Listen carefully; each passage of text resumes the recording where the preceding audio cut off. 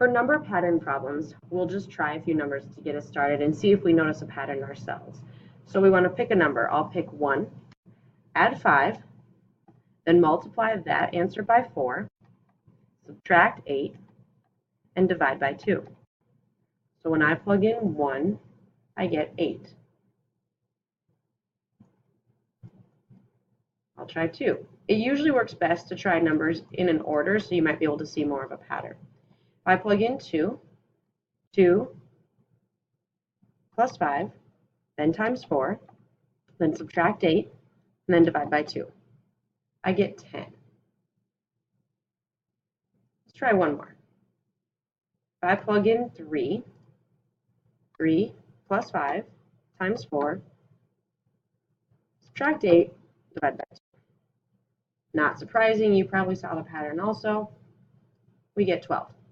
Now be sure you don't just tell me the pattern is going up by 2 here. I want to know what happens to your start number if we call this x to get to the end. So sometimes it might take a little bit of thinking, but I'm going to just guess and check with you here in a way that is a little bit more leaning towards the answer. What if we doubled the number? So say 3 doubled. That'd be 6. How do I get to 12 then? Well, that'd be adding 6. Let's try this one. If I take 2 and double it, I get 4. If I take 4 and add 6 to it, I'm getting 10. So my guess for the pattern is that I'm going to take my original number and double it, and then I'm going to add 6 to it. Does it work for all of these ones?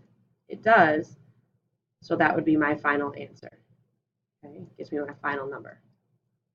So to show this formula, 2x plus 6, we want to be able to use our algebraic reasoning skills. So I would want to see, this pattern's great. If you give me the formula, that's half the battle, but I want to see you build up that formula with these steps up here.